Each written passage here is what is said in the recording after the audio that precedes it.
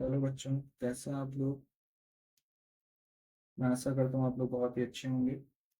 बच्चों, पिछले क्लास में हम लोगों ने क्लास नाइन्थ का चैप्टर फिफ्थ कंप्लीट कर लिया था। आज हम लोग एक नया चैप्टर शुरू करने वाले हैं जिसका नाम है रेखाएं और कोण, या फिर लाइंस एंड एंगल्स। ठीक है, ये हमारा सिक्स चैप्टर है क्लास नाइन्थ मैथ का। ओके, तो चलिए शुरू करते हैं। बच्चों, पिछले चैप्टर में हम लोगों ने जाना कि रेखा क्या होती है। रेखा क्या होती है? रेखा क्या होती है? जब जब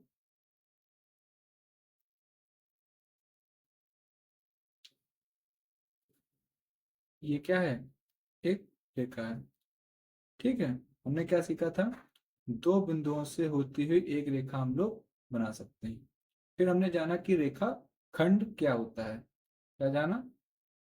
रेखा खंड क्या होता है? रेखा खंड क्या होता है? किसी रेखा का एक खंड, मतलब किसी रेखा का एक भाग हम लोग अगर उसमें से निकाल लें, ठीक है, तो उसे हम लोग क्या कह देते हैं? रेखाखंड कहते हैं। रेखाखंड के दो एंड पॉइंट होते हैं, बट रेखा का कोई एंड पॉइंट नहीं होता है। तो इतनी बातें हम लोगों ने की। अब बात करते हैं हम लोग कोण की। ठीक है, तो कोण क्या होता है? कोण किसकी बात करने वाले हैं? कोण की। कोण क्या होता है? कोण,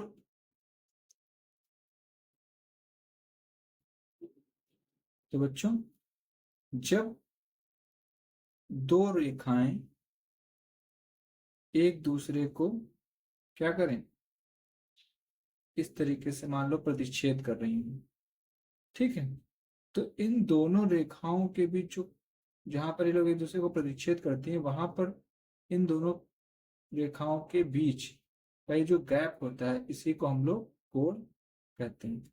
या तो अगर हम लोग दूसरी तरीके से समझें तो कोण क्या होता है? ठीक, कोण को समझने से पहले एक तो इस तरीके से आप समझ सकते हैं। अब एक दूसरे तरीके से मैं आप लोगों को समझाने की कोशिश करता हूं। आप लोगों ने किरण के बारे में सुन रखा होगा, ठीक है। किरण क्या होती है? देखो, रेखा क्या होती है? जिसके दोनों तरफ, जिसे आप बढ़ा सकते हैं, मतलब उसका कोई एंड पॉइंट नहीं होता है। रेखाखंड क्या होता है? जिसका दो एंड पॉइंट होते हैं। ठीक है, हम लोग बात कर रहे हैं किरण की। किरण क्या होती है? किरण एक ऐसी रेखा होती है जिसका एक एंड पॉइंट होता है। ठीक, किरण क्या होती है? एक ऐसी रेखा जिसका एक एंड पॉइंट हो। ठीक, या ऐसे भी कह सकते हैं, किसी रेखा का वह भाग जिसमें एक तरफ क्या हो, एंड पॉइंट हो। मतलब जैसे कि ये एक रेखा है, ठीक है, इसे हमने 20 से काट दिया, ठीक है, तो यहां पर, यहां से जब काट दोगे तो क्या होगा? ये तो इधर से यहां पर तो बढ़ेगी नहीं, ये एंड पॉइंट हो जाएगा। लेकिन इस तरफ इसको हम क्या कर सकते हैं? बढ़ा सकते हैं, इसको इधर भी बढ़ा सकते हैं। तो मान लेते हैं ये वाला हिस्सा हमने यहाँ पर उठा करके इसका बना लिया है, तो देखो ये इसका क्या है? एंड पॉइंट है। लेकिन इधर एंड पॉइंट नहीं, इसको इधर कितना भी आप बढ़ा सकते हो। ठीक, तो इसको कहते हैं किरण। किरण क्या होती है? एक ऐसी रेखा जिसका एक क्या हो, एंड पॉइंट हो। ठीक है, या रेखा का वह भाग जिसमें एक तरफ क्या हो, एंड पॉइंट हो। एंड पॉइंट मतलब, या एंड पॉइंट बोलो या फिर स्टार्टिंग पॉइंट बोल लो। ठीक है, तो किरण के बारे में समझ में आ गया। अब बात करते हैं कोण की। तो कोण क्या होता है? एक तो इस तरीके से मैंने आप लोगों को बताया, दूसरा तरीके से समझो। जब दो किरणें जब दो किरणें किसी एक ही बिंदु से निकलती हुई प्रतीत हो, जैसे कि ये एक बिंदु है, मान लो इसका नाम क्या है, ओ।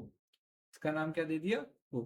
ये दोनों किरणें इसी बिंदु से निकलती हुई प्रतीत हो रही हैं, या एक तरीके से कहो तो इसी बिंदु से निकल रही हैं, ठीक है, तब इन दोनों के बीच का ये जो गैप होता है, ठीक है, इसे ही हम लोग कहते हैं कोण। क्या कह देते हैं?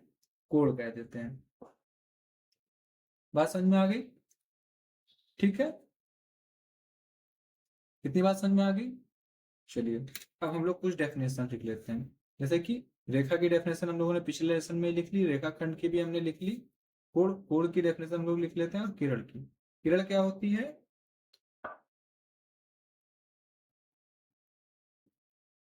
रेखा का वह भाग जिसका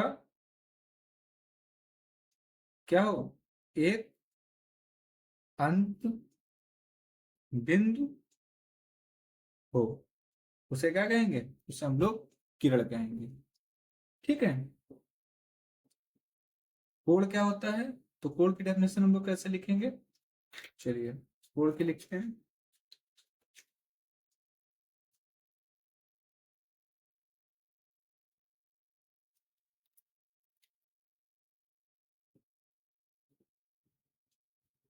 क्या लिखोगे? दो किरणों के बीच का, दो किरणों के बीच का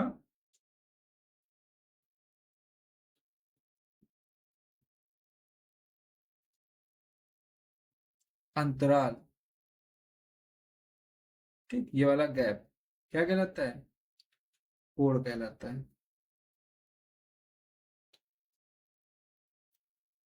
ठीक है, कोण कहलाता है। या फिर, या क्या लिख सकते हो? जब दो किरणें, जब दो किरणें एक ही बिंदु, ठीक है, एक ही बिंदु से, एक ही बिंदु से क्या हूं, प्रारंभ हूं, ठीक है, एक ही बिंदु से प्रारंभ हो, तो उसे क्या कहते हैं? तो एक क्या बनता है? एक कोण, सॉरी, एक कोण बनता है। ठीक है, क्या है? जब दो किरणें, जैसे कि यहां पर आप देख लो, दो किरणें, किरण क्या होती है वो भी मैंने आप लोगों को बता दिया, जब दो किरणें एक ही बिंदु से प्रारंभ हो, ये इसका क्या है? एक ही बिंदु है जिससे ये लोग प्रारंभ हो रही हैं, ठीक है, हो, तो एक कोण बनता है। ठीक है, तो इस तरीके से हमने कोण की डेफिनेशन भी लिख ली। ठीक, तो हमने क्या क्या जान लिया? किरण क्या होती है, कोण क्या होता है, ठीक, रेखाखंड क्या होता है। अब बच्चों, कोण को हम लोग इस तरीके से दिखाते हैं, ठीक, ये क्या होता है? कोण का साइन होता है। अब किरण का साइन क्या होता है? मान लेते हैं ये किरण है ए बी, तो इसे कैसे लिखेंगे हम लोग? ए बी, और जैसे किरण का साइन होता है वैसे ही लगा देते हैं। ठीक, बट ऐसा आप लोगों को इस लेसन में नहीं, बट आप लोगों को मैं बता दे रहा हूँ। ठीक, इसको आप लोगों को यूज नहीं करना है। ठीक है, तो इतनी बातें आप लोगों को मैं आशा करता हूँ समझ में आ गई। चलो और भी बता देता हूँ, रेखा को कैसे दिखाते हैं? रेखा क्या है? A B. ठीक है,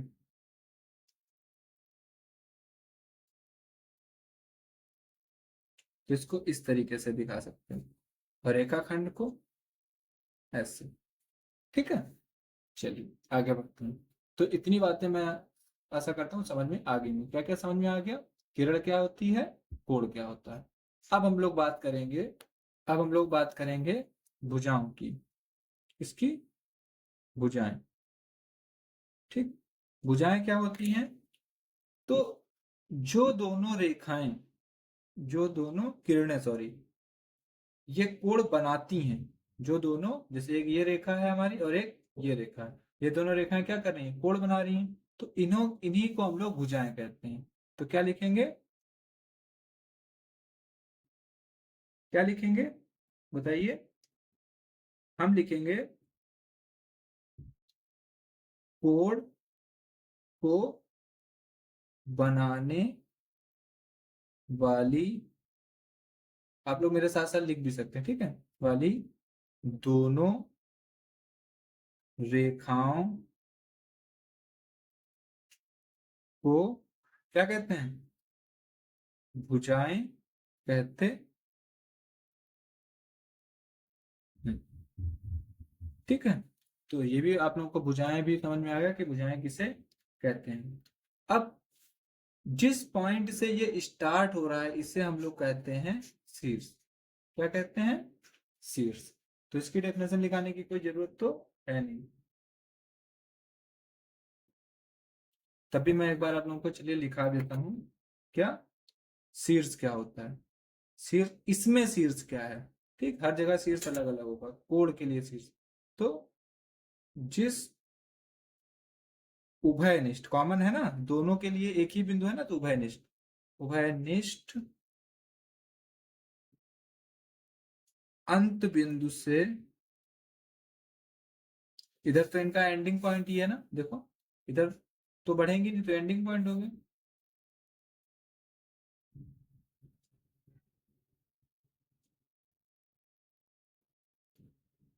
से किरणें प्रारंभ होती हैं। ठीक है, क्या होती हैं? प्रारंभ होती हैं। उसे क्या कहते हैं? उसे शीर्ष कहते हैं। ठीक है, इतनी बात समझ में आ गई? चलिए, वेरी गुड। अब आगे बढ़ते हैं हम लोग। तो हमने लोगों ने आज हम लोगों ने क्या क्या पढ़ लिया? किरण क्या है, कोण क्या है, और भुजाएं क्या है इसमें, और शीर्ष क्या है इसमें। इसके हम लोगों ने जितने टर्म्स थे इनके बारे में पढ़ लिया। अब हम लोग आगे बात करेंगे संरेख बिंदु की। ठीक है, कि संरेख बिंदु क्या होता है। तो बच्चों, संरेख बिंदु, जिसे हम लोग इंग्लिश में क्या कहते हैं, इनको हम लोग इंग्लिश में क्या कहते हैं आप लोगों को पता ही होगा। इसे हम इंग्लिश में क्या कहते हैं? इसे बोलते हैं एंगल। किरण को क्या बोलते हैं? रे। ठीक है, इसे क्या कहते हैं? साइड या आर्म्स। ठीक है, दोनों कह सकते हैं। वैसे भुजाएं हैं तो साइड्स। शीर्ष को क्या बोलते हैं? वर्टेक्स। क्या बोलते हैं? वर्टेक्स। ठीक, और संरेख को क्या बोलते हैं? कोलिनियर। क्या बोलते हैं? Collinear point. ठीक है, अब संरेख बिंदु होता क्या है, तो देखो समझो संरेख बिंदु क्या होता है। ये एक दो तीन तीन बिंदु मैंने बनाए हैं। ठीक है, अब एक ऐसी रेखा जो इन तीनों से होकर जाए, एक ऐसी रेखा जो इन तीनों से होकर जाए, तो इसे हम लोग क्या कहेंगे? इन बिंदुओं को संरेख बिंदु कहेंगे। ठीक, या फिर ऐसे बोल सकते हो, एक ही रेखा पर स्थित बिंदुओं को क्या कहते हैं? संरेख बिंदु कहते हैं। क्या लिखेंगे? एक ही रेखा पर स्थित बिंदुओं को क्या कहते हैं? संरेख बिंदु कहते। ठीक है, अब इसी का उल्टा क्या होता है? असंरेख। चलिए असंरेख को भी देख लेते हैं। तो असंरेख की अब हम लोग बात करते हैं। असंरेख, असंरेख बिंदु। अब असंरेख बिंदु कौन से होते हैं? इसे बोलते हैं हम लोग इंग्लिश में नॉन कोलिनियर पॉइंट्स। क्या बोलेंगे? Non collinear points. ठीक है, नॉन कोलिनियर पॉइंट्स कौन से होते हैं? जो एक ही रेखा पर ना स्थित हो। ठीक है, सिंपल सा है। जो बिंदु एक ही रेखा पर क्या हो? ना स्थित हो। उन्हें क्या बोलेंगे? उन्हें कहेंगे असंरेख बिंदु। ठीक है, चलिए। तो जितने भी टर्म्स मैंने अभी तक आप लोगों को बताया, ये बहुत ही अच्छे से समझ में आ गए होंगे। तो अब हम लोग आगे कुछ बात करते हैं। रेखा के बारे में आप लोगों ने जान लिया, रेखा के संरेख क्या होता है, असंरेख क्या होता है, फिर हमने बात की रे क्या होती है, रे के बाद बात की हमने कि शीर्ष क्या होता है और भुजाएं क्या होती है। अब हमें इस लेसन में ज्यादा से ज्यादा रेखा और कोण के बारे में पढ़ना है, तो जरा हम लोग कोण के बारे में बात करते हैं। ठीक, तो कोण के बारे में जब हम लोग बात करते हैं तो इसमें कुछ इसके टाइप्स भी होते हैं जो कि आप लोगों ने पिछली क्लासेस में पढ़े हैं। तो कौन से टाइप्स होते हैं? तो हम लोग हेडिंग क्या डालेंगे? कोण के प्रकार। कोण के प्रकार। अब कोण कितने प्रकार के होते हैं? तो मुख्यतः जो कोण हमारे होते हैं वो 5 प्रकार के होते हैं। मुख्यतः कितने प्रकार के होते हैं? मुख्यतः कितने प्रकार के होते हैं? 5 प्रकार के होते हैं। पहला कौन सा होता है? तो पहला होता है न्यून कोण। ठीक, क्या होता है? ये सब आप लोग पढ़ चुके होंगे। ठीक है, क्या होता है? न्यून कोण। अब आप लोग समझ लिए, रिवीजन चला है। न्यून कोण को हम लोग इंग्लिश में क्या को बोलते हैं? Acute angle. क्या कहते हैं? Acute angle. अब एक्यूट एंगल क्या होता है? तो समझो, वो कोण, वह कोण, ठीक है, कोई भी कोण, जैसे मान लीजिए कोई कोण एक्स है जो 0 डिग्री से बड़ा हो, 0 डिग्री से बड़ा हो और 90 डिग्री से कम हो। 0 डिग्री से बड़ा, 90 डिग्री से कम, ऐसे कोण को हम लोग क्या कहते हैं? न्यून कोण कहते हैं। तो क्या लिखेंगे हम लोग? वह कोण जो 0 डिग्री से बड़ा व 90 डिग्री से कम हो, क्या कहलाएगा? न्यून कोण कहलाता है। ठीक है, तो न्यून कोण समझ में आ गया। इसके बाद आता है सेकंड हमारा। देखो, 0 से पहले हम लोगों ने 90 की बात की, अब इसके बाद वाले की बात करेंगे। तो सेकंड हमारा होता है समकोण।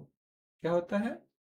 समकोण। और समकोण तो आप लोगों ने पिछली बार ही सुना होगा। समकोण क्या होता है? इसको हम लोग इंग्लिश में क्या कहते हैं? Right angle. क्या कहते हैं? Right angle. ठीक, अब राइट एंगल क्या होता है? तो जैसा कि इसके नाम से पीछे अभी आप लोगों ने पढ़ा होगा कि जब कोई कोण 90 डिग्री का होता है। कितने डिग्री का? जब कोई कोण 90, मतलब x बराबर किसके हो? 90 डिग्री, तो उसे क्या कहेंगे? समकोण कहेंगे। तो डेफिनेशन क्या लिखेंगे? वह कोण जो 90 डिग्री का हो, 90 डिग्री हो, क्या कहलाता है? समकोण कहलाता है।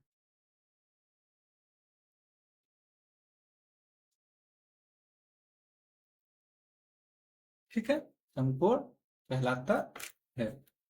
ठीक, अगर आप हमको ये नोट्स चाहिए हो तो आप लोग कमेंट में मुझे बता दें, तो मैं आप लोगों को ये नोट्स प्रोवाइड करा दूंगा। ठीक, अभी आप लोग समझिए, और हो सके तो आप लोग भी साथ में नोट्स बनाइए। ठीक है, तो हम लोगों ने किसकी किसकी बात कर ली? 5 कोण हमें पढ़ने थे, जिनमें से 2 की बात कर ली, एक न्यून कोण और दूसरा समकोण। अब हम लोग अपने थर्ड कोण की तरफ बढ़ते हैं। थर्ड टाइप है इसका, जिसे हम लोग कहते हैं अधिक कोण। क्या कहते हैं? अधिक कोण। अब अधिक कोण क्या होता है? अधिक फ्लो। अधिक फ्लो को बेटा इंग्लिश में हम लोग क्या कहते हैं?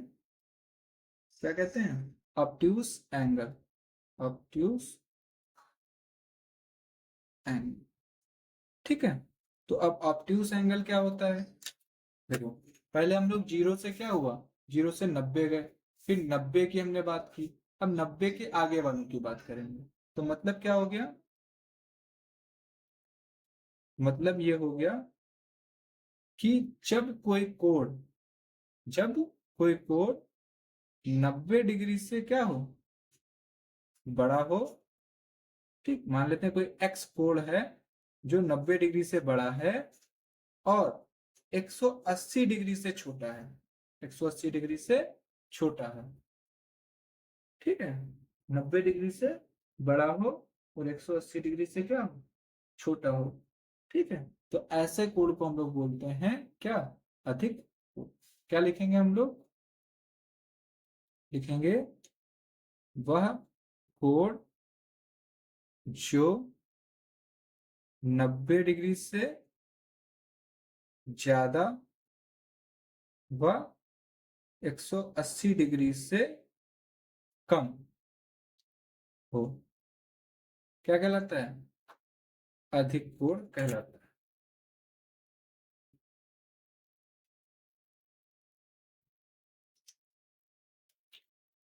ठीक है, कहलाता। ठीक है, तो इस तरीके से हमने क्या किया, अभी तक तीन, पांच प्रकार में से तीन प्रकारों को समझ लिया। अब हम लोग फोर्थ टाइप की तरफ बढ़ते हैं। तो बच्चों, फोर्थ टाइप है हमारा रिजु कोण। क्या? रिजु कोण। ठीक है, जिसे हम लोग इंग्लिश में बोलते हैं स्ट्रेट एंगल। क्या कहते हैं? Straight angle. अब स्ट्रेट एंगल क्या है? तो पहले देखो, हम लोग जीरो से 90 की बात की, फिर 90 की बात की, फिर 90 और 180 के बीच की बात की। अब हम लोग बात करेंगे 180 डिग्री की। जब कोई कोण जब कोई कोण 180 डिग्री का होता है, जब कोई कोण 180 डिग्री का होता है, ठीक, मतलब एक्स हमारा क्या हो, बराबर हो 180 डिग्री। एक्स क्या है? कोण है। कोण हमारा 180 डिग्री के बराबर हो, तो उसे क्या कह देंगे हम लोग? रिज कोण कह देंगे। तो क्या लिखेंगे? वह कोण जो 180 डिग्री का हो, क्या कहलाएगा? कहलाएगा रिज कोण। रिज कोण कहलाता है। ठीक है, रिज कोण कहलाता है। तो अब हम लोगों ने चार कोणों की बात कर ली। अब हम लोग पांचवें कोण की बात करते हैं, जो कि आखिरी है हमारा, जिसे हम लोग कहते हैं, नाम है जिसका प्रतिवर्ती कोण। क्या कहते हैं? प्रतिवर्ती कोण। प्रतिवर्ती कोण को हम लोग इंग्लिश में क्या कहेंगे? हम लोग इंग्लिश में कहेंगे रिफ्लेक्स एंगल। क्या कहेंगे? Reflex angle. अब रिफ्लेक्स एंगल क्या होता है? रिफ्लेक्स जैसा कि इसका नाम है, उल्टा। ठीक है, प्रतिवर्ती मतलब उल्टा। ठीक है, तो रिफ्लेक्स एंगल क्या होता है कि जब कोई कोण, जैसे कि एक ये हमारी क्या है, किरण है, और इससे इस तरीके से घूमकर कोई कोण बने। ठीक है, ठीक, पूरा घूमकर कोण बने, तो इसे हम लोग कहते हैं प्रतिवर्ती कोण। इसका मान क्या होगा? ये हमेशा 180 डिग्री से ज्यादा होगा। ठीक है, ये जो कोण है हमारा एक्स, ये 180 डिग्री से ज्यादा होगा और 360 डिग्री से कम होगा। ठीक है, तो इसे हम लोग कहेंगे प्रतिवर्ती कोण। तो क्या लिखेंगे? लिखेंगे वह कोण जो 180 डिग्री से ज्यादा हो तथा 360 डिग्री से क्या हो, कम हो। क्या कहलाएगा? प्रतिवर्ती कोण कहलाता है। ठीक है, तो इतनी चीजें आप लोगों को समझ में आ गई। चलिए, अब ये हम लोगों ने कोण के जो प्रकार थे उनके बारे में जान लिया। अब हम लोग कुछ और चीजों के बारे में जानते हैं जो इस लेसन के हिसाब से इंपॉर्टेंट है। ठीक है, तो देखिए वो चीजें क्या हैं। तो उनमें से पहला है हमारा पूरक कोण। क्या है? पूरक कोण। ठीक, अब पूरक कोण क्या होते हैं? जिन्हें हम लोग इंग्लिश में बोलते हैं कॉम्प्लीमेंट्री एंगल्स। क्या कहते हैं? Complementary angles. ठीक, अब ये कॉम्प्लीमेंट्री एंगल्स क्या होता है, ये आप लोगों को बहुत यूज में आएगा। ठीक है, तो कॉम्प्लीमेंट्री बेटा एंगल क्या होता है? जब किन्हीं दो कोणों का योग, जब किन्हीं दो कोणों का योग, जब किन्हीं दो कोणों का योग 90 डिग्री हो। कितना हो? 90 डिग्री। क्या कहलाएंगे? पूरक कोण कहलाते हैं। क्या कहलाएंगे? पूरक कोण कहलाते हैं। मतलब कि कोई भी दो कोण है, जैसे एक कोण हमारा मान लिया, माना क्या, एक्स एक कोण है और एक वाई कोण है। ठीक है, कुछ भी मान हो सकते हैं इनके। अगर इनको हम जोड़ें, x प्लस वाई करें और ये 90 डिग्री बन जाए। ठीक है, कोई दो कोण है, एक x है और एक y है, ऐसा माना हमने। अगर इनको जोड़ने पर 90 डिग्री आ रहा है, कितना आ रहा है? 90 डिग्री। तो इस कंडीशन को हम लोग कहते हैं पूरक कोण। क्या कह देंगे? पूरक कोण। जैसे कि एग्जाम्पल देखिए, एक कोण हमें दिया है 40 डिग्री x बराबर, और y बराबर हमें दिया है 50 डिग्री। ठीक है, एक कोण है 40 डिग्री का, एक कोण है 50 डिग्री का। ठीक है, तो अगर देखो 40 प्लस 50 कितना हो गया? 90। मतलब क्या हुआ? ये दोनों आपस में क्या है? पूरक हैं एक दूसरे के। क्या है? पूरक। ठीक है, ये दोनों क्या है? एक दूसरे के पूरक हैं, तो इसलिए क्या कहेंगे? ये पूरक कोण है। ठीक है, बात समझ आई? पूरक कोण क्या होते हैं? जब किन्हीं दो कोणों का योग 90 डिग्री हो, पूरक कोण कहलाते हैं। अब इसके बाद हम लोग बात करेंगे समपूरक कोण की। इसकी बात करेंगे समपूरक कोण। ठीक, इसे हम लोग इंग्लिश में बोलते हैं सप्लीमेंट्री एंगल्स। Supplementary angles. ठीक है, अब सप्लीमेंट्री एंगल्स क्या होते हैं? तो बच्चों, सप्लीमेंट्री एंगल्स जब किन्हीं दो कोणों का योग 180 डिग्री हो। सेम उसी तरीके से जैसा पूरक कोण होता है, उसमें 90 डिग्री था योग और इसमें 180 डिग्री। जब किन्हीं दो कोणों का योग 180 डिग्री हो, क्या कहलाते हैं? संपूरक। क्या कहलाएंगे? संपूरक कोण कहलाते हैं। ठीक है, जब किन्हीं दो कोणों का योग कितना हो जाए? 180 डिग्री हो जाए, तो क्या कहलाएंगे? कहलाएंगे संपूरक। ठीक, कितनी बात समझ में आ गई? चलिए, इसको भी हम लोग एग्जाम्पल से समझते हैं। इसको हम लोग कैसे लिख सकते हैं कि x प्लस वाई बराबर कितना हो जाए? 180 डिग्री। तो उसे क्या कहेंगे? संपूरक। क्या कहेंगे इसे?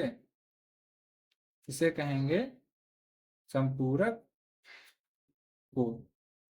एग्जाम्पल, एग्जाम्पल क्या, एक कोण है हमारा 120 डिग्री तथा दूसरा है 60 डिग्री। अब इनको चेक करो क्या ये संपूरक हैं, तो अगर संपूरक होंगे तो योग कितना बनना चाहिए, 180 डिग्री। तो हम जोड़ के देखते हैं, 120 डिग्री प्लस 60 डिग्री जोड़ने पे कितना आ रहा है, 180 डिग्री।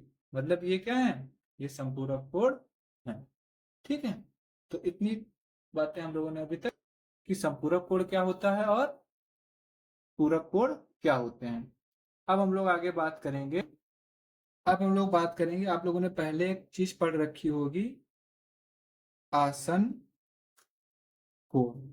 क्या, आसन कोण, जिसे हम लोग इंग्लिश में बोलते हैं एडजेसेंट एंगल। क्या, एडजेसेंट एंगल। अब एडजेसेंट एंगल क्या होता है, तो एडजेसेंट एंगल होता है, बड़ी ध्यान से आप लोग समझिए, जैसे वो कोण, वे दो कोण, वे दो कोण जिनका एक उभयनिष्ठ स्टार्टिंग पॉइंट हो, एक उभयनिष्ठ स्टार्टिंग पॉइंट हो और एक उभयनिष्ठ भुजा हो। ठीक, एक उभयनिष्ठ भुजा, देखो एक ये कोण बन रहा है, ठीक, और एक ये कोण बन रहा है वाई। ठीक, इनका सभी के स्टार्टिंग पॉइंट एक ही हैं। ठीक है, तो पहली कंडीशन फॉलो हो रही है। दूसरी, एक भुजा दोनों में कॉमन हो, एक भुजा दोनों में कॉमन, तो देखो ये बीच वाली भुजा दोनों में कॉमन है, और जो दूसरी वाली भुजा, कॉमन भुजा के सिवा जो दूसरी भुजा है, वो जो कॉमन भुजा है उसके दूसरी दूसरी तरफ होनी चाहिए, मतलब एक इस तरफ हो तो एक इस तरफ हो। तो ये तीन कंडीशन अगर कहीं पर फॉलो हो जाती हैं तो इस प्रकार के कोण को हम क्या कहते हैं, आसन्न कोण। क्या कहेंगे, आसन्न कोण। ठीक है, मतलब कोण एक्स व वाई क्या है, वाई आसन्न कोण है। क्यों आसन्न कोण है, तो हमने देखा कि इनका वर्टेक्स मतलब जो शीर्ष है जहां से स्टार्ट हो रहे हैं वो सभी का एक ही है, और इनकी एक कॉमन भुजा है। ठीक है, एक कॉमन भुजा है, और जो बची हुई दोनों एक एक रेखा है इनकी वो अपोजिट साइड्स में है। ठीक है, तो ऐसी ये जब जहां पर फॉलो हो जाएगा उसे उन कोणों को हम लोग बोल देंगे, जैसे कि यहाँ पर इस कोण को एक्स माना था, इस वाले कोण को वाई, तो ये दोनों कोण आपस में क्या हो गए, आसन्न कोण हो गए। ठीक है, समझ में आ गई बात। चलिए, तो आसन्न कोण आप लोगों ने जान लिया। अब हम लोग बात करते हैं, बच्चों वीडियो काफी लंबा हो चुका है, तो बाकी की बातें अब हम लोग नेक्स्ट लेक्चर में करते हैं। तब तक के लिए आप लोग इस चीज को अच्छे से समझिए, अगर एक बार में नहीं समझ में आता है तो वीडियो को दोबारा देखिए। बाकी मिलते हैं नेक्स्ट लेक्चर में, जिसमें हम लोग इसके आगे की पॉइंट्स की चर्चा करेंगे। ठीक है, वीडियो पसंद आया हो तो प्लीज वीडियो को लाइक करें, कमेंट करके बताएं कि वीडियो आप लोगों को कैसा लगा, और साथ ही साथ हमारे चैनल को सब्सक्राइब जरूर करें, जिससे हमें मोटिवेशन मिलेगा और अच्छा कंटेंट हम आप लोगों को प्रोवाइड कर सकेंगे। और सब्सक्राइब करने के साथ साथ बेल आइकन को जरूर दबा दें, जिससे मैं जब भी अब इस चैनल पे वीडियो अपलोड करूंगा तो सबसे पहले नोटिफिकेशन आप लोगों के पास पहुंच जाए। चलिए मिलते हैं नेक्स्ट लेक्चर में, तब तक के लिए जय हिंद।